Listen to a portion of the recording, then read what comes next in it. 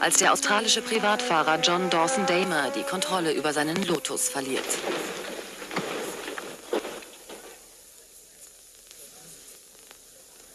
Erst einen Tag nach dem Horrorcrash werden diese Aufnahmen freigegeben.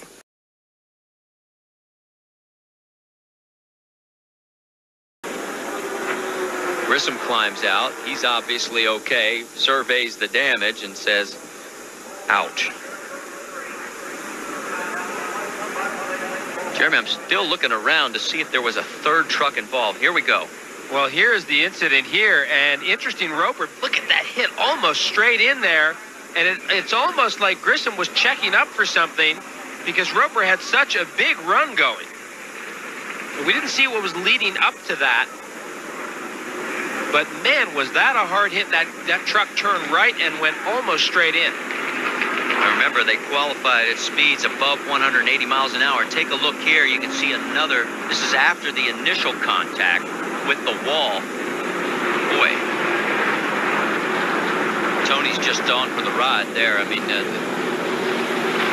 and look at it just spraying parts, not unlike the wreck on the back straightaway.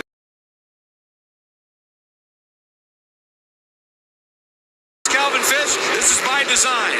Yes, it is. They had to wait for the green flag before they go. I understand there's a wreck in Silver. The boss is making his way down pit lane. Should be routine, guys. Back to you. Big wreck in that car. An immense crash, Dorsey, in turn one. You were pointing it out. That's Mike Gagliardo. That car is broken right in the center, Greg. That I saw it bend. That is not at all a good crash. I'm really in fear for the car in the green car there. Yeah, there's another car off to the right. There's another car behind Gag's car. Don't know exactly. That looks like a Panos perhaps behind there, but that is a huge hit. That is a tremendous hit, and I didn't like it all what I just thought I saw, and I hope I was wrong about it.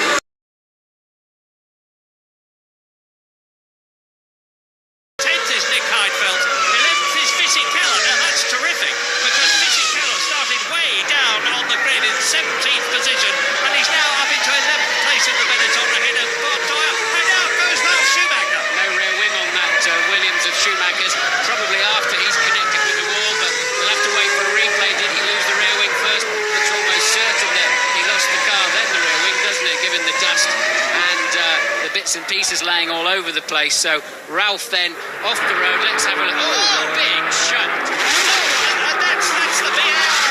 It's Villeneuve. I wondered why the marshals were not looking at Schumacher as they ran away. Jacques Villeneuve, a tremendous crash. Safety car, Murray. The race will now be controlled by the safety car.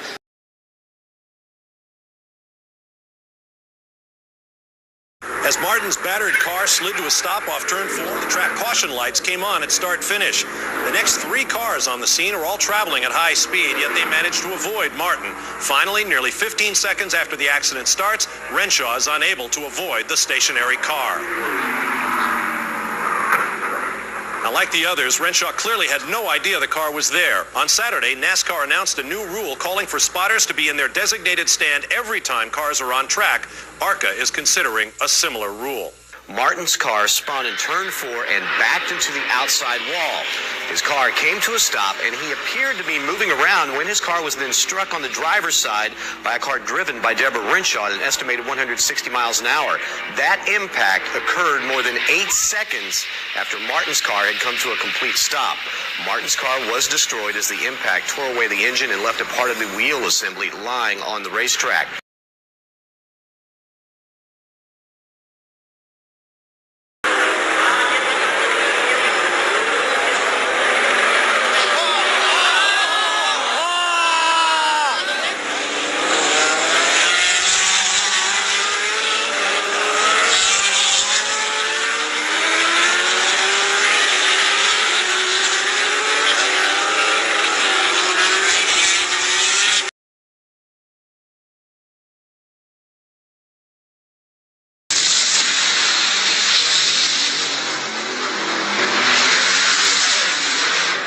Guess what? It is huge crash. The car has come apart.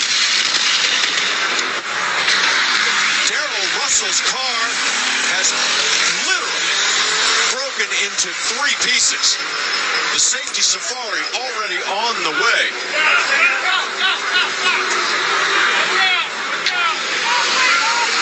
Scott Coletta was able to avoid the disintegrating top fueler of Darrell Russell, and right now we're going to hold our breath.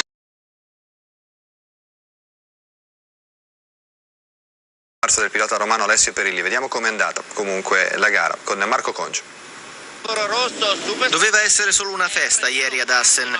Sullo storico circuito olandese c'erano 76.000 persone, accorse per godersi una giornata di motori, per ammirare i campioni della Superbike e i giovani della Supersport e della Superstock. Ma la festa sul podio e sulle colline di Assen non c'è stata, né poteva esserci. Mancavano 2 giri al termine della prima gara della giornata, quella del campionato europeo Superstock, quando una bandiera rossa ha fermato la corsa. A terra, a bordo pista, c'era la Yamaha numero 52 e disteso lì accanto il suo pilota, Alessio Perilli, 20enne di Roma. Era 14esimo, a 22 secondi dal gruppo di testa, quando è scivolato alla curva Ruskenhoek, uno dei punti di Assen, modificati nel 2002 per renderli meno veloci.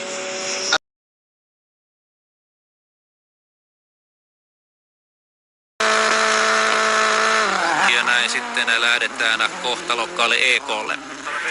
Ensimmäisenä tapahtumapaikalle tuli Harri Rovanperä. No pakkohan sun on Ei, ota. Nyt on sattunut. En helposti goal. Marco, stop the state. We need an ambulance. Ambulance, quickly. Marco, for Rista, stop the state. We need an ambulance. Martin went off.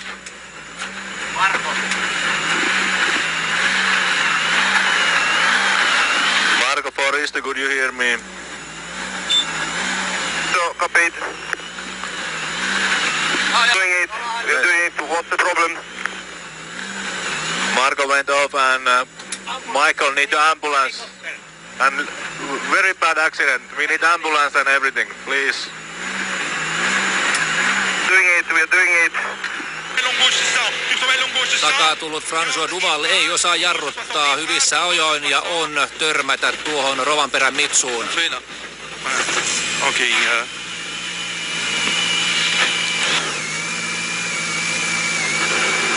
Tilanne näyttää todella pahalta ja niin kuin näitte, niin todella huolestuneena Marko Märttiin juoksee tuolla auton ympärillä.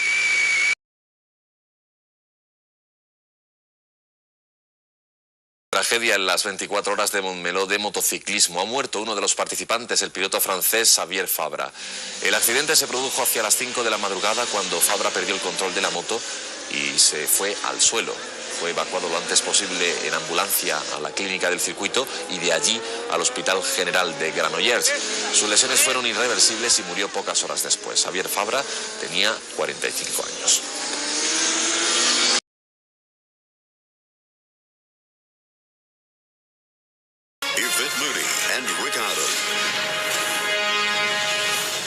Tonight, Australia loses another hero.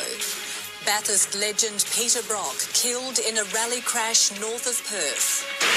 Special reports, tributes to an Aussie sporting champion. You're watching 7 News. Good evening and welcome to 7 News. Another great Australian has been killed in a tragic accident.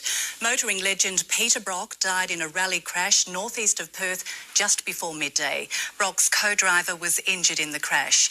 Rick Arden is at the scene of the crash near Gidgegannup. Rick, it's hard to comprehend a second great Australian dead within 5 days. Yes, Yvette, Steve Irwin on Monday. Now Peter Brock. Peter Brock was 61. He won Bathurst a record 9 times. He was competing in the Targa West Rally right here at Gidgegannup when he lost his life. A short time ago, his body was freed from the wreck and the car carried from the crash site past us. Just this morning, Peter Brock revealed that he was still coming to terms with his car, a lightweight, high-powered V8.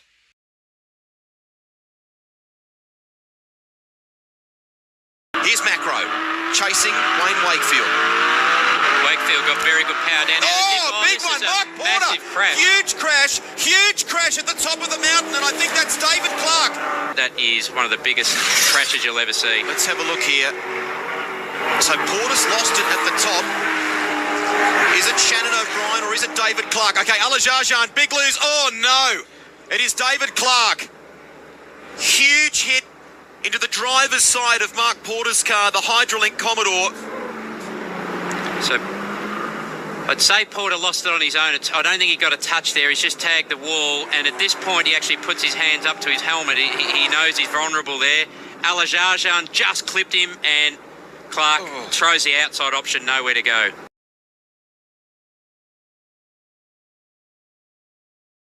I am Brent Musburger. We were all prepared to bring you a celebration of the IndyCar Series, the start of a new season. But as you are all well aware, there are inherent life and death risks in this sport, making it the most demanding test of man and machine in the world. And here earlier this morning, tragedy struck. It was just 3 minutes into their final session when Ed Carpenter spun out in turn 2. He bounced off the wall and slid down. Spotters immediately warned other drivers of the danger. Several made it past. But rookie Paul Dana, the Ray Hall Letterman team, slammed into Carpenter's car at 176 miles an hour. The two drivers were quickly airlifted to Jackson Memorial Hospital in nearby Miami. The announcement we all dreaded came at 12:45 p.m. It was made by Brian Barnard. Both drivers were removed from their cars and flown to Jackson Memorial Hospital, where shortly before noon, Paul Dana was pronounced dead from the injuries he suffered in the accident.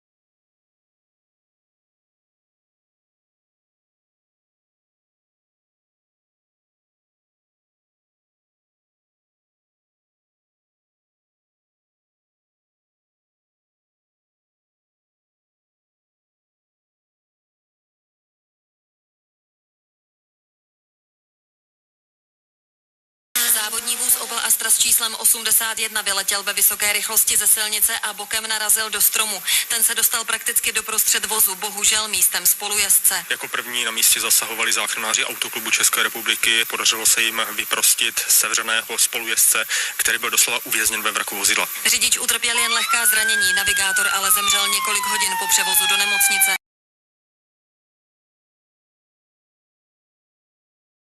Ze namen deel aan de 8 uur van Spa voor motoren. Eén van hen is in kritieke toestand. Er is ook een Belgische motorrijder zwaar gewond geraakt. De vier zijn tegen elkaar gebotst toen de leiders van de race plots vertraagden. Hun motoren vlogen in brand, de race veranderde in een grote chaos en moest worden stilgelegd. Al in de tweede ronde van de 8 uur van Spa gaat het grondig fout. Aan de voet van de Radillon moeten alle rijders plots hard in de remmen. Eén renner gooit alles dicht, maar te laat. In de crash sleept de man nog 2 andere motoren mee. De ravage is compleet.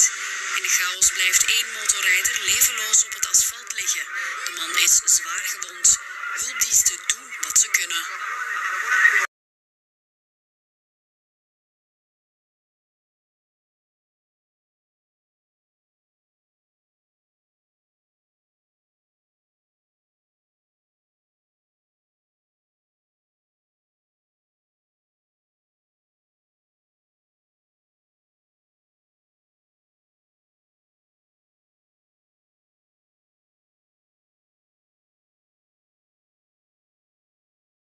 This is for 13th place, behind 24 Tom Gladys. Oh, and a huge off, that's Jack Clark.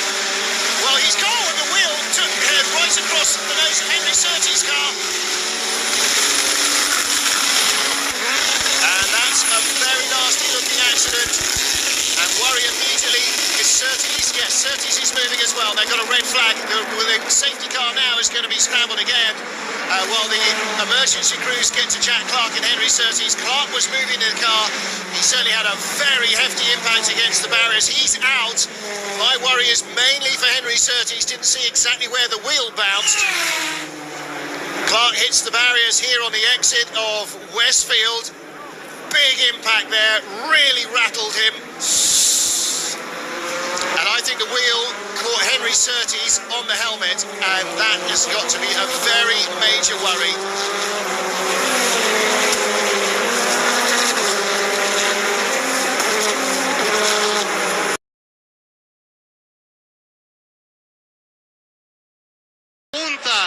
No hay quien ayude a Carlos Pardo. Ahí vienen, vean, 4 filas. Y va a haber bandera blanca. Ahí le pegan a Carlos Pardo. No, qué golpe. Qué golpe, eso no se vale. Eso no se vale. Eso no se vale.